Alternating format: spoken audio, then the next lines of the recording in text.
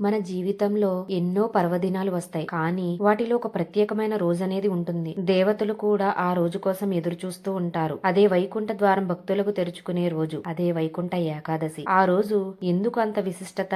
ఎందుకు లక్ష్మీనారాయణుని ప్రత్యేకంగా పూజ చేస్తారు? ఆ రోజు ఉత్తర ద్వారం ఎందుకు తెరుస్తారు? ఆ రోజు చేసే పూజకు శాస్త్రం అసలు ఏమని చెబుతుంది? ముఖ్యంగా వైకుంఠ ఏకాదశికి ఆ పేరు రావడానికి కారణమైన ముర అనే రాక్షసుడు కథ ఏమిటి? ఈ టాపిక్ గురించి అయితే ఈ వీడియోలో ఫుల్ గా క్లియర్ గా మీకు చెప్తాను. వీడియోని ఎక్కడా స్కిప్ చేయకుండా అయితే చూడండి. మొదటిసారిగా మన ఛానల్ ని ఎవరైనా చూస్తున్నట్లయితే ప్లీజ్ సబ్స్క్రైబ్ చేసుకోండి. అయితే టాపిక్ లోకి అయితే వెళ్ళిపోదాం. వైకుంఠ ఏకాదశికి ఆ పేరు ఎలా వచ్చింది, దాని అసలు కథ ఏంటో ఇప్పుడు నేను మీకు చెప్తాను. చాలా కాలం క్రితం దేవతలు మరియు ఋషులు చాలా కష్టాల్లో ఉన్నారు. ఎందుకంటే ఒక రాక్షసుడు ప్రపంచాన్ని మొత్తం పూర్తిగా నాశనం చేసేశాడు. ఆ రాక్షసుడి పేరే ముర. అసలు ఎవరు ఈ ముర రాక్షసుడు? ఈ ముర అనే రాక్షసుడు చాలా శక్తివంతుడు, చాలా అహంకారంతో ఉండేవాడు. దేవతలను ఋషులను చాలా హింసించేవాడు. యుద్ధం అంటే చాలా ఇష్టం. చెడు ఆలోచనలు మాత్రమే ఉండేవి. దేవతలు ఎన్నిసార్లు పోరాడినా ఆ రాక్షసుడు ఓడిపోలేదు. ఎందుకంటే అతనికి ఒక వరం ఉంది. అతని ఎవరూ ఓడించలేరు. ఇంతలో దేవతలందరూ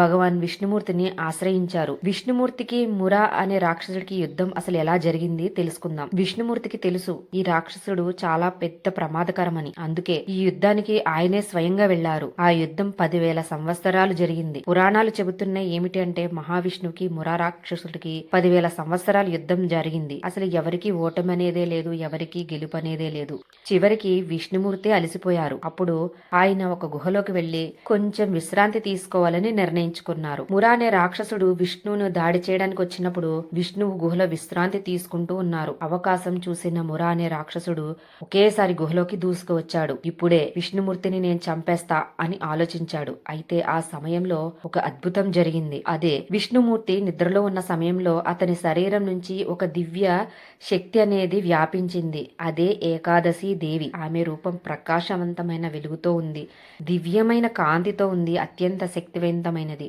దేవతలను రక్షించే శక్తి. మురా రాక్షసుడు గుహలోకి అడుగు పెట్టగానే ఏకాదశి దేవి అతన్ని ఆపింది. మురా అనే రాక్షసుడిని అంతం చేసింది. ఒక్క క్షణంలోనే ఏకాదశి దేవి తన దివ్య ఆయుధంతో మురను సంహరించింది. ప్రపంచం అంతా చాలా ఊపిరి పీల్చుకుంది. అంతటా ఏకాదశి దేవికి విష్ణువు ఒక వరాన్ని ఇచ్చాడు. విష్ణువు నిద్రలేచినప్పుడు మురా అనే రాక్షసుడు హతమైపోవడం చూసి ఆశ్చర్యపోయారు. అంతలో ఏకాదశి దేవి నమస్కరించి ఇలా చెప్పారు: ప్రభు, మీరు విశ్రాంతి తీసుకుంటున్నప్పుడు మీ శక్తి నుంచే నేను పుట్టాను. మిమ్మల్ని రక్షించడానికి, ప్రపంచాన్ని రక్షించడానికి ఈ పని చేశాను. ఇది విని విష్ణుమూర్తి చాలా ఆనందపడ్డారు. అప్పుడు ఆమెకు ఒక గొప్ప వరాన్నైతే ఇచ్చారు. నీవు పుట్టిన ఈ రోజునే ఏకాదశి జరుపుకునే రోజు. భక్తులు ఈ రోజు ఉపవాసం చేస్తే పాపాలు పూర్తిగా నశిస్తాయి. అలా ఈ ఏకాదశి పుట్టింది. ఈ కథ వల్లే వైకుంఠ ఏకాదశి ఎందుకంత ప్రత్యేకమైందో కూడా మీకు చెప్తాను. చెడు అంటే మురా అనే రాక్షసుడిపై మంచి విష్ణుమూర్తి శక్తి గెలిచిన రోజు. ఏకాదశి దేవి పుట్టిన రోజు. విష్ణువు వైకుంఠ ద్వారాన్ని భక్తులకు తెరిచిన రోజు. భక్తులు పాపాలు నశించే రోజు. అందుకే ఈ రోజున భక్తులు ఏం చేస్తారంటే ఉపవాసం చేస్తారు. శక్తి కొలది జపం, ధ్యానం, కీర్తన, పూజ, దేవాలయ దర్శనం. వైకుంఠ ఏకాదశి రోజున విష్ణులోకంకి వెళ్లే ద్వారం తెరుచుకుంటుందని పురాణాలు చెబుతున్నాయి. మరి ఇంట్లో వైకుంఠ ఏకాదశి పూజ ఎలా చేసుకోవాలి? మనం ఉదయాన్నే నిద్రలేచి స్నానం చేసి శరీరం, మనసు రెండూ పరిశుభ్రంగా ఉంచుకోవాలి. మన ఇంటిని శుభ్రపరచుకోవాలి. ఎందుకంటే లక్ష్మీదేవి శుభ్రమైన చోటే నివసిస్తారు కాబట్టి. మన పూజా గదిలో ఉండే విష్ణుమూర్తిని మనం అలంకరించి, పువ్వులతో అలంకరించి 2 నెయ్యి దీపాలు, పసుపు, తులసి దళాలు, కుంకుమతో అర్చన చేయాలి. తులసి దళాలు చాలా శ్రేష్టమైనవి. మనం జపం ఓం నమో నారాయణాయ అనే మంత్రాన్ని జపిస్తూ ఉండాలి. ఉపవాసం అనేది మన శక్తి కొలది చెయ్యొచ్చు. ఇప్పటి రోజుల్లో అనారోగ్య కారణాల వల్ల కొంతమంది చేయలేకపోవచ్చు. అయినా ఆ దేవుని ఆశీస్సులు ఎప్పుడూ ఉంటాయి మనకు. పారాయణం అయితే విష్ణు సహస్రనామం గాని, గోపాలకృష్ణ పారాయణం గాని, వైకుంఠ ఏకాదశి కథ గాని వింటే సరిపోతుంది. ఎందుకు ఉత్తర ద్వారం ఈ రోజున ప్రత్యేకం? ఉత్తర దిశ అనేది మోక్షం, దేవతల శక్తికి ప్రవాహం. వైకుంఠ ఏకాదశి రోజున విష్ణువు భక్తులకు తానే చేరే స్వయంగా తాను ద్వారాన్ని తెరుస్తారు. అదే ఉత్తర ద్వారం. ఈ ఉత్తర ద్వార దర్శనం చేయడం వల్ల పాపాలు అయితే నశిస్తాయి. మనసు చాలా ప్రశాంతం అవుతుంది. కుటుంబంలో ఉన్న అశాంతి ఏదైతే ఉందో అది పోయి చాలా శాంతి వస్తుంది. మంచి మార్గం అనేది కనిపిస్తుంది.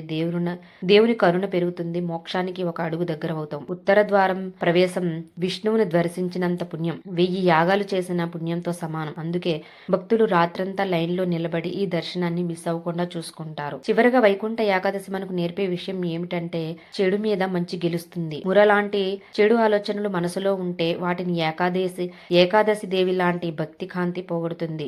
దేవుడు ఎప్పుడు భక్తిని వదిలిపెట్టడు. నిజమైన భక్తి ఉంటే ప్రతి ద్వారం తెరుచుకుంటుంది. వైకుంఠ ఏకాదశి మనకు ఏం చెబుతుంది? నీ మనసును శుభ్రం చేసుకుంటే దేవుడు స్వయంగా ద్వారం తెరిచి నిన్ను చూస్తాడు అనేదే మనకి చెప్తుంది.